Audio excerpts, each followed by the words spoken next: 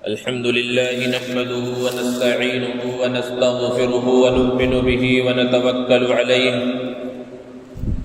ونعوذ بالله من شرور أنفسنا ومن سيئات أعمالنا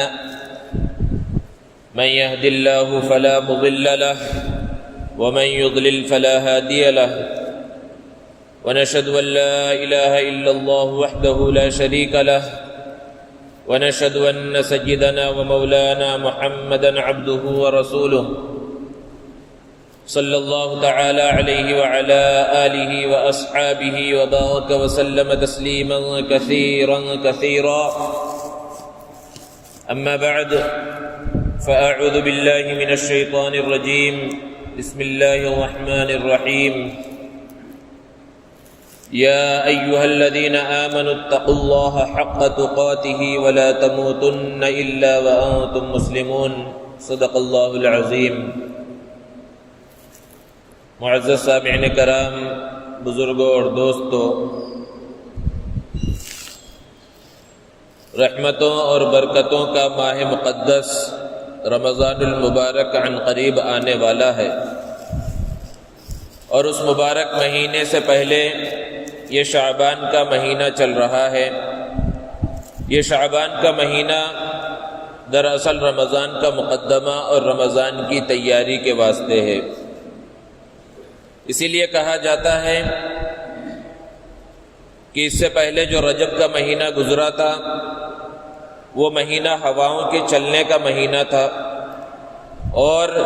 یہ موجودہ مہینہ بادلوں کے ابر کے آنے کا مہینہ ہے، اور رمضان کا مہینہ برسنے کا، رحمتوں کی بارش کا مہینہ ہے۔ اور اس طرح بھی کہا گیا کہ رجب کا مہینہ کھیت میں بیج ڈالنے کا مہینہ تھا، اور شعبان کا مہینہ کھیت میں پانی ڈالنے کا مہینہ ہے،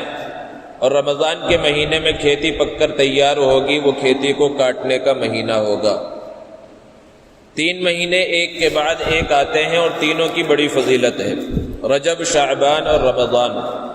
رجب کی فضیلت کے لیے اتنی ہی بات کافی تھی کہ قرآن میں اللہ رب العزت نے 4 محترم مہینوں میں سے اس کو شمار فرمایا، اور شعبان کے مہینے کی فضیلت کے لیے اس سے بڑی بات اور کیا ہوگی کہ پیارے آقا محمد عربی صلی اللہ علیہ وسلم نے اس مہینے کی نسبت اپنی جانب فرمائی۔ اور رمضان کی عظمتوں اور فضیلتوں سے تو مسلمانوں کا بچہ بچہ واقف ہے۔ دوستو، شعبان کا جو مہینہ ہے یہ شعبہ سے نکلا ہے، اور شعبہ کام کے حصے کو کہا جاتا ہے۔ یوں تو اللہ تبارک و تعالیٰ کی رحمت، مغفرت، بخشش اور عطا کے مختلف شعبے پورے سال کام کرتے رہتے ہیں، اور اللہ تعالیٰ مختلف حیلوں اور بہانوں سے بندوں کی مغفرت فرماتے ہیں، لیکن یہ مغفرت اور بخشش کا شعبہ اس مہینے میں کچھ زیادہ ہی کام کرنے لگ جاتا ہے۔ علماء نے بیان فرمایا ہے کہ شعبان کا جو نام ہے تو شعبان یہ 5 حروف سے مل کر بنا ہے، اور یہ 5 حروف 5 الفاظ سے لیے گئے ہیں۔ شعبان کے اندر شین، عین، با، الف اور نون ہے، اور شین سے شرافت مراد ہے، عین سے علو مرتبہ یعنی بلند مرتبہ مراد ہے، با سے بر یعنی نیکی مراد ہے، اور الف سے الفت یعنی اللہ کی محبت مراد ہے،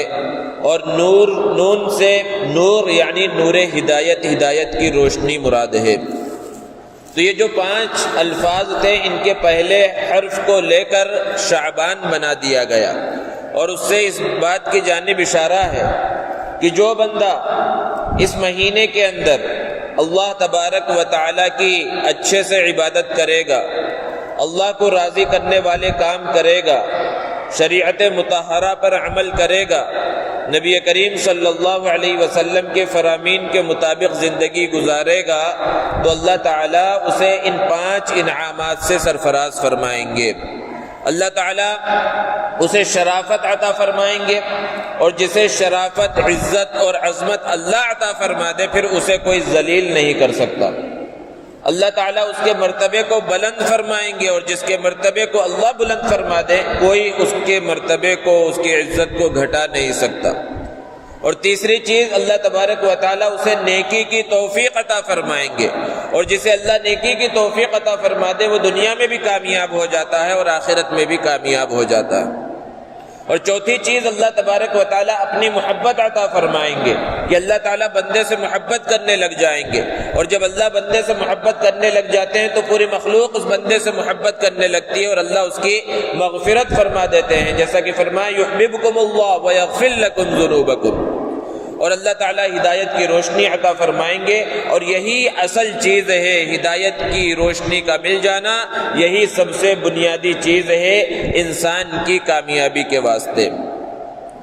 دوستو، ہمارے سامنے جو دن ہے وہ تین طرح کے دن ہیں۔ ایک وہ دن ہے جو گزر چکا، کل کا دن، اور ایک وہ دن ہے جس میں ہم موجود ہیں، آج کا دن، اور ایک وہ دن ہے جو کل آنے والا ہے، مستقبل میں آنے والا ہے۔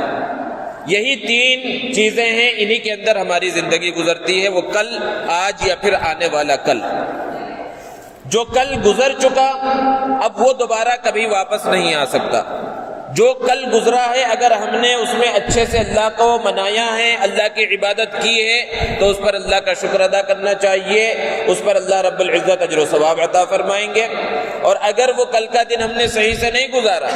ہم نے معصیت اور نافرمانی میں گزار دی ہے، تو پھر اللہ کے سامنے توبہ اور استغفار کرنا چاہیے۔ ہمارے قبضے میں صرف آج کا دن ہے، کل کا دن وہ چلا گیا، وہ واپس آ نہیں سکتا۔ اچھا کیا تو نام اعمال میں لکھ دیا گیا، برا کیا تو نام اعمال میں لکھ دیا گیا، لیکن آج کا جو دن ہے وہ ہمارے ہاتھ میں ہے۔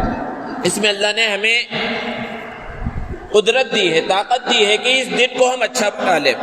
اس دن ہم اچھے اعمال کر لیں۔ تو یہ دن ہمارے ہاتھ میں ہے، ہم چاہیں تو اللہ کو راضی کرنے والے کام کر لیں، اور چاہیں تو برے کام کر کے اپنی آخرت کو برباد کر لیں۔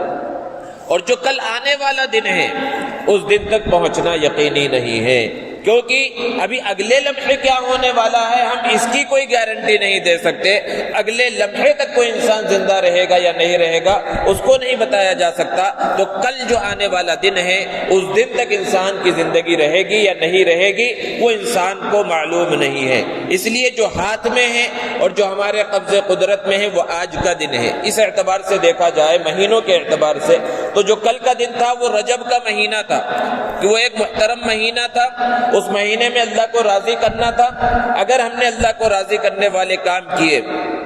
نبی کریم صلی اللہ علیہ وسلم کے فرامین پر عمل کیا، آپ کی سنتوں پر عمل کیا، تو بہت اچھی بات ہے، اللہ کا شکر ادا کرنا چاہیے۔ لیکن وہ رجب کا مہینہ اب واپس نہیں آ سکتا۔ اگر ہم نے اس میں گناہ کیے ہیں، اب ہم چاہیں پھر اچھے کام کر لیں، وہ نہیں ہو سکتا۔ ہاں، گناہ ہو گئے ہیں، غلطیاں ہو گئی، معصیت ہو گئی، نافرمانی ہو گئی، اللہ کے سامنے توبہ اور استغفار کا دروازہ کھلا ہوا ہے، توبہ اور استغفار کر کے اللہ کے سامنے توبہ کر لیں۔ اور آج کا دن یعنی شعبان کا مہینہ یہ ہمارے ہاتھ میں ہے، یہ شعبان کا مہینہ ہمارے سامنے ہے، ہمارے پاس موجود ہے۔ اس کے اندر ہم اللہ کی عبادت کر کے اللہ کو راضی کر سکتے ہیں۔ اور جہاں تک آنے والے کل یعنی رمضان کے مہینے کی بات ہے تو ہمیں دعا کرنا چاہیے، اور نبی کریم صلی اللہ علیہ وسلم نے خود یہ دعا کی، اللہم بارک لنا فی رجب و شعبان وبلغنا رمضان، کہ اے اللہ ہمارے لیے رجب اور شعبان میں برکت عطا فرما اور رمضان تک ہمیں پہنچا دے، تاکہ اس رمضان کی رحمتوں اور برکتوں کو ہم حاصل کر سکیں۔ لیکن وہ رمضان یقینی نہیں ہے کہ اس رمضان تک ہم پہنچ جائیں۔ اللہ سے یہ مانگنا چاہیے کہ جس طرح گزشتہ رمضان ہمیں ملا، اس کی رحمتیں اور برکتیں ہمیں ملی تھی، اور اس سے پہلے کے بہت سے رمضان کی عبادتوں اور اس کے انوارات سے ہم مستفید ہوئے، اسی طرح اس رمضان کی رحمتوں اور برکتوں تک بھی اللہ تبارک و تعالی ہمیں پہنچا دے۔ تو ہمارے سامنے یہ شعبان کا مہینہ ہے اور یہ ہمارے ہاتھ میں ہے، ہم چاہیں تو اللہ کی عبادت کر کے اس میں اللہ کو راضی کر سکتے ہیں۔ حدیث مبارکہ میں ہے کہ نبی کریم صلی اللہ علیہ وسلم اس ماہ مبارک میں یعنی شعبان کے مہینے میں جتنی کثرت سے روزہ رکھتے تھے، کسی اور مہینے میں رمضان کے علاوہ اتنی کثرت سے روزہ نہیں رکھتے تھے۔ حضرت عائشہ صدیقہ رضی اللہ تعالی عنہا فرماتی ہیں کہ کبھی آپ روزہ رکھنے لگتے تو مسلسل رکھتے رہتے، ہمیں گمان ہوتا کہ شاید اب آپ افطار نہیں کریں گے، یعنی اب آپ کوئی روزہ نہیں چھوڑیں گے، مستقل روزہ ہی رکھتے رہیں گے۔ اور کبھی ایسا ہوتا کہ آپ روزہ رکھتے ہی نہیں مسلسل، یہاں تک کہ ہمیں گمان ہونے لگتا کہ شاید اب روزہ نہیں رکھیں گے۔ اور ایک حدیث میں حضرت عائشہ صدیقہ رضی اللہ تعالی عنہا سے مروی ہے، وہ فرماتی ہیں کہ اللہ کے رسول صلی اللہ علیہ وسلم شعبان کے مہینے کے اکثر حصے کا روزہ رکھتے تھے، آخر کے چند دنوں کو چھوڑ کر پورے ہی مہینے کا روزہ رکھتے تھے۔ اور اللہ کے رسول صلی اللہ علیہ وسلم نے آخر کے دنوں میں، شعبان کے جو آخری ایام آتے ہیں، بالکل 26، 27، 28 شعبان، ان دنوں میں اللہ کے رسول صلی اللہ علیہ وسلم نے لوگوں کو روزہ رکھنے سے منع فرمایا۔ اور اس کے اندر حکمت کیا ہے کہ رمضان کا مقدس اور مبارک مہینہ جس میں پورے مہینے روزہ رکھنا ہے، وہ مہینہ آنے والا ہے، اور انسان اس سے چند دن پہلے بھی روزہ رکھتا رہے تو ہو سکتا ہے وہ چستی اور قوت اس کے اندر باقی نہ رہے، اس لیے آخری دنوں میں اللہ کے رسول صلی اللہ علیہ وسلم نے روزہ رکھنے سے منع فرمایا، ورنہ اس کے علاوہ اس مہینے میں بہت کثرت سے اللہ کے رسول صلی اللہ علیہ وسلم روزہ رکھتے تھے۔ اور کیوں رکھتے تھے؟ حضرت اسامہ ابن زید رضی اللہ تعالی عنہ نے اللہ کے رسول صلی اللہ علیہ وسلم سے سوال کیا، اللہ کے رسول، میں نے دیکھا ہے کہ آپ شعبان کے مہینے میں جتنا روزہ رکھتے ہیں، رمضان کے علاوہ کسی اور مہینے میں اتنا روزہ نہیں رکھتے، اس کی وجہ کیا ہے؟ اس کے پیچھے حکمت کیا ہے؟ آپ صلی اللہ علیہ وسلم نے ارشاد فرمایا، بات دراصل یہ ہے کہ شعبان کے مہینے میں بندوں کے اعمال اللہ کے دربار میں پیش کیے جاتے ہیں، اس لیے میری یہ خواہش ہوتی ہے کہ جب میرا عمل اللہ کے دربار میں پیش ہو تو میں روزے کی حالت میں رہوں۔ ہم اور آپ بار بار سنتے ہیں کہ اللہ تبارک و تعالی علیم بذات الصدور ہے، اللہ تبارک و تعالی ہر چیز کو جاننے والا ہے، وہ اسی ایک لمحے میں جس میں ہم موجود ہیں پوری کائنات میں کیا ہو رہا ہے، کیا چل رہا ہے، ایک ایک بندہ کیا کر رہا ہے، ایک ایک جانور کیا کر رہا ہے، کون سا کام کہاں ہو رہا ہے، اس ایک لمحے میں ہی ہر چیز کو جاننے والی ذات وہ اللہ کی ذات گرامی ہے۔ یہ ہمارا عقیدہ ہے اور ہمارا ایمان ہے، بلکہ قرآن میں یہاں تک کہا گیا، اللہ رب العزت نے فرمایا نحن اقرب الیہ من حبل الورید، کہ ہم تمہاری شہ رگ سے بھی زیادہ قریب ہیں۔ تو اللہ تبارک و تعالیٰ تو ہمارے ہر لمحے کو جانتا ہے، ایک ایک منٹ کو جانتا ہے، ہم کیا کر رہے ہیں کیا نہیں کر رہے ہیں، سب چیز اللہ کو معلوم ہے۔ تو پھر شعبان کے مہینے میں اللہ کے سامنے اعمال کے پیش ہونے کا مطلب کیا ہے؟ جبکہ اللہ کو تو سب کچھ معلوم ہے، پھر اللہ کے سامنے اعمال پیش ہونے کا مطلب کیا ہے؟ دوستو،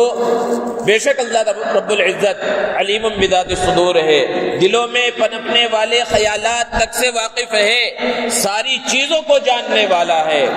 لیکن اس کائنات کے نظام کو اللہ نے اسباب پر رکھا ہے، اس لیے اسباب کے دائرے میں اللہ تبارک و تعالیٰ کے سامنے رجسٹر بھی لوگوں کے تیار ہوتے ہیں، لوگوں کے اچھے اعمال اور برے اعمال کے، اور پھر وہ اللہ کے دربار میں پیش ہوتے ہیں۔ ایک حدیث میں اللہ کے رسول صلی اللہ علیہ وسلم نے ارشاد فرمایا کہ انسان کے ساتھ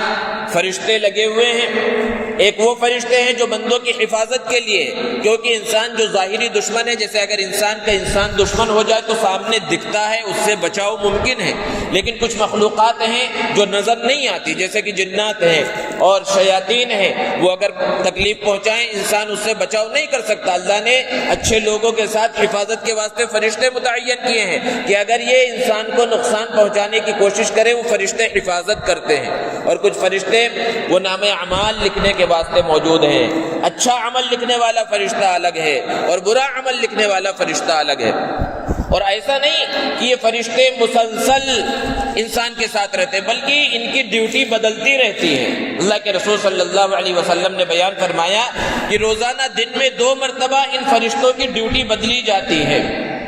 جو اچھے اور برے اعمال لکھنے والے فرشتے ہیں ان کی آپس میں تبدیلی ہوتی ہے، اور وہ تبدیلی فجر کے وقت ہوتی ہے اور پھر عصر کے وقت ہوتی ہے۔ فجر کے فوراً بعد فرشتے تبدیل ہوتے ہیں، جنہوں نے عصر سے لے کر پوری رات اور صبح تک بندوں کی نگرانی کی، ان کے اچھے اور برے اعمال کو لکھا، اب وہ واپس جاتے ہیں، اور دن میں نگرانی کرنے والے، دن میں نام اعمال کو لکھنے والے فرشتے آتے ہیں، اور جب تبدیلی ہو رہی ہوتی ہے ان فرشتوں کی آپس میں ملاقات ہوتی ہے، وہ ایک دوسرے سے یہ کہتے ہیں تمہاری ذمہ داری اب ختم ہو گئی، تم نام اعمال لے کر جاؤ، رات بھر بندے نے کیا کیا ہے اس کو اللہ کے سامنے پیش کرو۔ اور پھر وہ فرشتے آ جاتے ہیں ہے اور پھر شام میں پھر ملاقات ہوتی ہے اور کہتے ہیں کہ ہماری ڈیوٹی تبدیل ہو چکی ہے، اب ہم آ گئے ہیں اور تم یہ نام اعمال، یہ رجسٹر اللہ کے دربار میں پیش کرو۔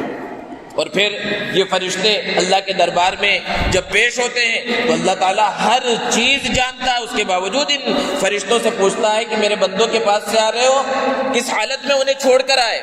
تو یہ فرشتے جواب دیتے ہیں کہ میں انہیں نماز پڑھتا ہوا، آپ کی عبادت کرتا ہوا چھوڑ کر آیا ہوں۔ حالانکہ اللہ تعالیٰ سب جانتے ہیں لیکن اس کے باوجود پوچھتے ہیں۔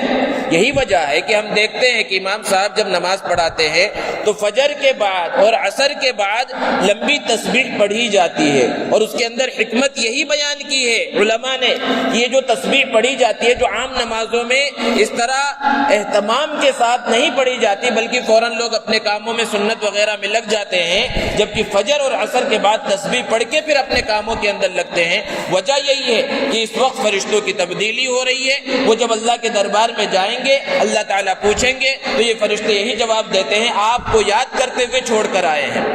آپ کا ذکر کرتے ہوئے چھوڑ کر آئے ہیں۔ اس لیے یہاں پر جو تسبیح پڑھی جاتی ہے اس کے علاوہ بھی اللہ تعالیٰ توفیق دے تو فجر اور عصر کے بعد مزید تسبیحات کا اہتمام کرنا چاہیے، اللہ کا ذکر کرنا چاہیے۔ تو دن میں 2 مرتبہ ان فرشتوں کی تبدیلی ہوتی ہے اور دن میں 2 مرتبہ بندوں کے اعمال اللہ کے دربار میں پیش ہوتے ہیں۔ اور پھر اللہ کے رسول صلی اللہ علیہ وسلم نے ایک حدیث میں بیان فرمایا کہ ہفتے میں 2 مرتبہ پیر اور جمعرات کو اللہ کے دربار میں بندوں کے نام اعمال کو پیش کیا جاتا ہے، پورے دن کے اندر 2 مرتبہ اور پھر پورے ہفتے کے اندر 2 مرتبہ پیر اور جمعرات کو۔ یہی وجہ تھی کہ اللہ کے رسول صلی اللہ علیہ وسلم کی عادت شریفہ تھی کہ آپ پیر کے دن اور جمعرات کے دن روزہ رکھا کرتے تھے، کیونکہ پیر کے دن اور جمعرات کے دن پورے ہفتے کے اعمال اللہ کے دربار میں پیش کیے جاتے ہیں۔ تو روزانہ 2 مرتبہ اور ہفتے میں 2 مرتبہ اللہ کے سامنے بندوں کے اعمال پیش کیے جاتے ہیں۔ اور پھر اس کے بعد پورے سال میں شعبان کے مہینے میں اللہ رب العزت کے سامنے بندوں کے اعمال پیش ہوتے ہیں۔ پورے سال وہ رجسٹر تیار ہوتا رہتا ہے، فرشتے اس کو لکھتے رہتے ہیں اور پھر اس کے بعد وہ اللہ کے دربار میں پیش کیا جاتا ہے۔ خلاصہ کیا ہے؟ کہنے کا مقصد کیا ہے کہ ہم اپنی زندگیوں پر غور کریں، ہم اپنا جائزہ لیں، اپنا محاسبہ کریں کہ کیا ہمارے اعمال ایسے ہیں۔ جب ہمیں معلوم ہو گیا کہ روزانہ فجر کے وقت بھی ہمارے عمل کو اللہ کے دربار میں پیش کیا جا رہا ہے، عصر کے بعد ہمارے نام اعمال کو اللہ کے دربار میں پیش کیا جا رہا ہے، پیر کے دن پیش کیا جا رہا ہے، جمعرات کے دن پیش کیا جا رہا ہے اور شعبان کے مہینے میں پیش کیا جا رہا ہے، اور اللہ رب العزت بذات خود ہمیں دیکھ رہے ہیں، ہمارے ایک ایک عمل کا جائزہ لے رہے ہیں، کیا ہمارے اعمال اس لائق ہیں کہ وہ اللہ کے دربار میں پیش ہو سکیں، اللہ کے دربار میں شرف قبولیت حاصل کر سکیں؟ ہر انسان کو اس کا جائزہ لینے کی ضرورت ہے اور اپنا محاسبہ کرنے کی ضرورت ہے۔ دنیا کا حال کیا ہے؟ دنیا کے اندر انسان اگر کوئی غلط کام کرتا ہے، گناہ کرتا بھی ہے تو پھر والدین سے چھپ کر کرتا ہے کہ والدین نہ دیکھ لے، کہیں ہمارے اساتذہ نہ دیکھ لے، اور بعض گناہ ایسے ہوتے ہیں کہ وہ دوستوں سے بھی چھپ کر کرنا چاہتا ہے تو ایسی جگہ جاتا ہے جہاں اس کے دوستوں میں سے کوئی نہ ہو، اس کے عزیز و اقارب میں سے کوئی نہ ہو، اس کے رشتہ داروں میں سے کوئی نہ ہو، اس کے استادوں میں سے کوئی نہ ہو، والدین میں سے کوئی نہ ہو، ہر ایک سے بچ کر وہ غلط کام اور گناہ کرنے کی کوشش کرتا ہے۔ لیکن اللہ رب العزت کی نگاہ سے بھی کیا کوئی بچ سکتا ہے؟ جبکہ اسباب کے دائرے میں وہ فرشتے بھی لکھ رہے ہیں، وہ فرشتے بھی دیکھ رہے ہیں اور وہ رجسٹر کے اندر لکھا جا رہا ہے، وہ رجسٹر میں تیار ہو رہا ہے اور بذات خود اللہ رب العزت نگرانی کر رہے ہیں، اللہ تبارک و تعالیٰ دیکھ رہے ہیں، جس کو اللہ رب العزت نے بیان فرمایا نحن اقرب الیہ من حبل الورید، کہ تمہاری شہ رگ جتنی قریب ہے تم سے، ہم تم سے اس سے بھی زیادہ قریب ہیں، ہر جگہ پر ہم تمہارے ساتھ ہیں۔ اب انسان خود غور کرے کہ کیا اس کے ذہن کے اندر کبھی یہ بات رہتی ہے کہ اللہ رب العزت ہماری نگرانی کر رہا ہے؟ غلط کام کرتے وقت کبھی یہ خیال آتا ہے کہ اللہ تبارک و تعالی ہمیں دیکھ رہے ہیں، اللہ تبارک و تعالی ہماری نگرانی کر رہے ہیں، جبکہ اللہ رب العزت ہر چیز کو دیکھ رہا ہے۔ اب جیسے زمانہ ترقی کر رہا ہے، جگہ جگہ پر کیمرے لگ رہے ہیں، لوگ اب کیمرے سے بھی ڈر رہے ہیں، پہلے لوگوں سے ڈرتے تھے، اب غلط کام کرتے ہوئے، چوری ڈکیتی کرتے ہوئے، اور بھی کوئی غلط کام کرتے ہوئے کہ کہیں کیمرے کی آنکھ تو ہمیں نہیں دیکھ رہی ہے، کہیں یہاں کوئی کیمرہ تو نہیں لگا ہوا ہے۔ وہ سب سے بڑا کیمرہ جس میں ہر چیز ریکارڈ ہو رہا ہے وہ اللہ رب العزت نے لگا دیا ہے، لیکن اس کیمرے کی ہمیں فکر نہیں ہے۔ وہ اللہ کے دربار میں ایک دن ہمارے اعمال کو پیش ہونا ہے، ہم کو پیش ہونا ہے، ہماری ساری چیزیں وہاں پر پیش ہوں گی، ہم نے کیا اچھا عمل کیا ہے، کیا برا عمل کیا ہے، وہ سب اللہ کے دربار میں پیش ہونا ہے، لیکن ہمیں اس کی فکر نہیں ہے۔ وجہ کیا ہے؟ ایمان کی کمزوری ہے۔ وہ یقین جو ہونا چاہیے تھا اللہ کی ذات پر کہ اللہ تبارک و تعالی ہماری نگرانی کر رہے ہیں، اللہ تبارک و تعالی ہر حال میں ہمیں دیکھ رہے ہیں، اس یقین کی کمی ہے، جس کو اللہ رب العزت نے قرآن مجید میں بیان فرمایا وَأَمَّا مَنْ خَافَ مَقَامَ رَبِّهِ وَنَهَى النَّفْسَ عَنِ الْهَوَىٰ کہ انسان کی جب یہ کیفیت ہو جائے، تقویٰ اس انداز میں اس کے دل و دماغ کے اندر پیدا ہو جائے جس کو کہا گیا کہ اپنے رب کے سامنے کھڑے ہونے سے ڈرے۔ کوئی سا بھی عمل انسان کر رہا ہو، یہ سوچے کل کے دن اللہ کے سامنے کھڑے ہو کر اس کا جواب دینا ہے، اور اپنے نفس کو ان خواہشات سے اور ان غلط کاموں سے بچا لے۔ یہ تقوی کی بنیاد ہے، یہ اصل تقویٰ ہے۔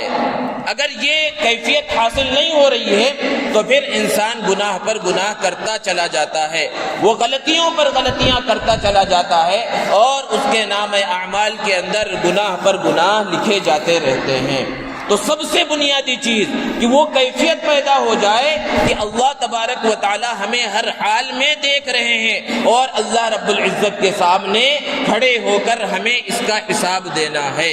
یہ کیفیت جب پیدا ہو جائے گی تو پھر اس کے بعد انسان کامیاب ہوگا، گناہوں سے بچے گا۔ لیکن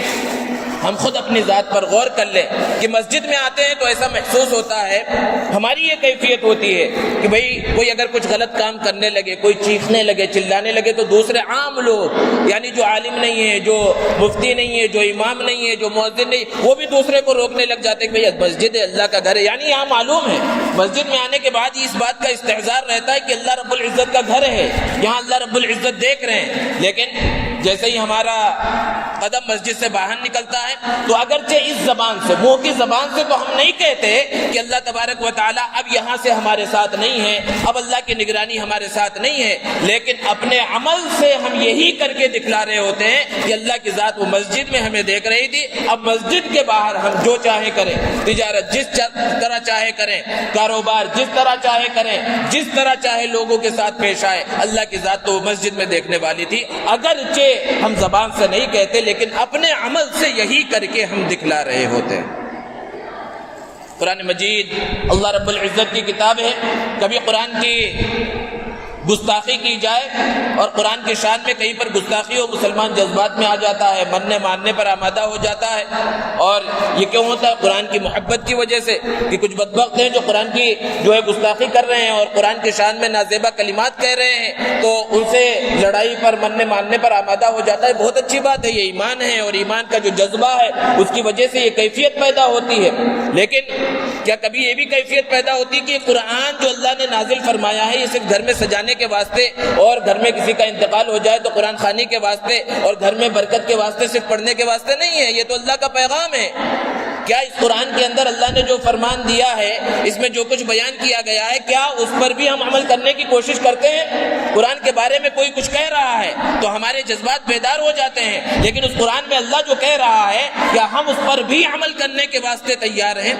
قرآن میں جو احکامات ہیں بار بار ان کو بیان کیا جا رہا ہے، کیا ہمارے کان پر جو ریگ رہی ہے کیا ہم تیار ہو رہے ہیں ان احکامات پر عمل کرنے کے واسطے؟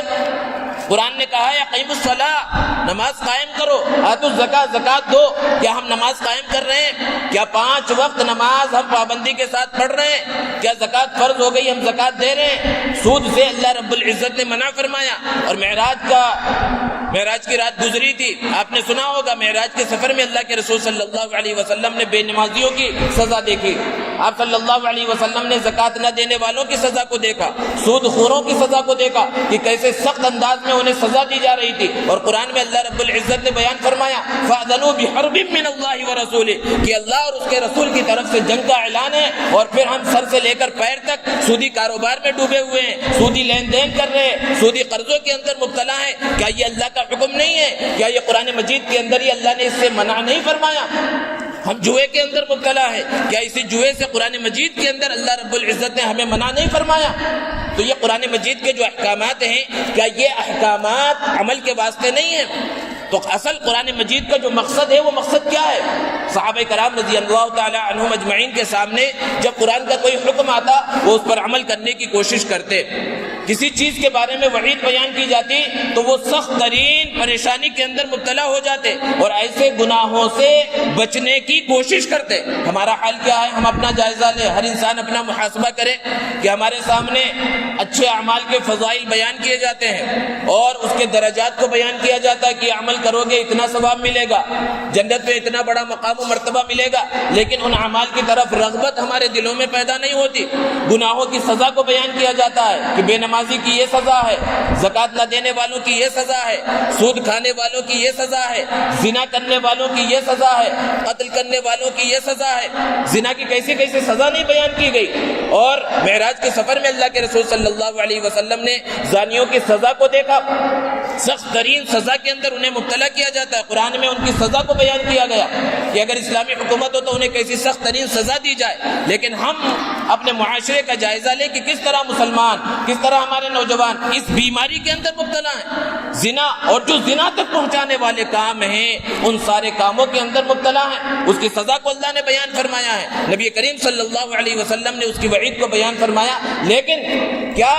ہم اس سے بچنے کی کوشش کر رہے ہیں؟ کیا ایک مسلمان اس سے بچنے کی کوشش کر رہا ہے؟ تو ہونا کیا چاہیے کہ اللہ کا جو حکم آ گیا، نبی کریم صلی اللہ علیہ وسلم کا جو فرمان آ گیا اس پر عمل کیا جائے، جن چیزوں سے روکا گیا ہے اس سے رکا جائے، بچا جائے، تب یہ سمجھا جائے گا ہمیں قرآن سے محبت ہے۔ ورنہ یوں ہی ہم دعوے کرتے رہیں اور یوں ہی سڑکوں پر نکلنے کے واسطے تیار رہے، بہت اچھی بات ہے، لیکن یہ صرف کافی نہیں ہے۔ اصل چیز تو یہ ہے کہ اللہ کا حکم، نبی کریم صلی اللہ علیہ وسلم کا طریقہ جب تک یہ زندگیوں میں نہیں آئے گا، جب تک اللہ کا استحضان نہیں ہوگا، اللہ کا دھیان نہیں ہوگا، تب تک ہم کامیاب نہیں ہوں گے۔ تو اس شعبان کے مہینے کی بات چل رہی تھی کہ شعبان کے مہینے میں اللہ کے سامنے ہمارے اعمال پیش ہوتے ہیں، ہم اپنا جائزہ لیں کہ اللہ کے سامنے ہمارے اعمال کیا پیش ہونے کے لائق ہیں۔ تو جیسا کہ ابتدا میں کہا گیا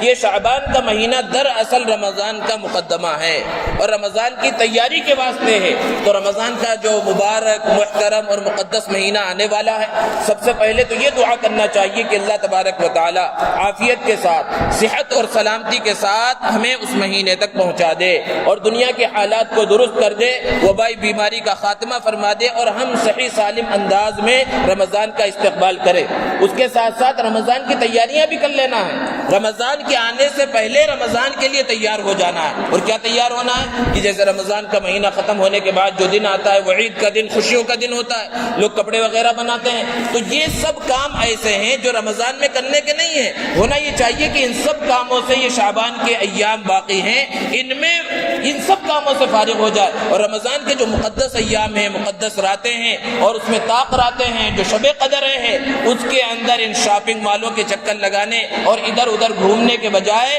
اللہ رب العزت کے سامنے عبادت کے واسطے اپنے آپ کو تیار کر لے۔ یہ کب اب ہوگا؟ جب ہم ان ذمہ داریوں کو پہلے ہی پورا کر دیں گے، اور یہی اصل میں رمضان کا استقبال ہے صحیح انداز میں۔ اللہ رب العزت سے دعا ہے اللہ تبارک و تعالی اس شعبان کے مہینے کی صحیح طرح سے قدر کرنے کی اور اس کے بعد جو رمضان کا مہینہ آنے والا ہے اس کی صحیح طرح سے تیاری کرنے کی توفیق عطا فرمائے۔ وآخر دعوانا ان الحمد للہ رب العالمین۔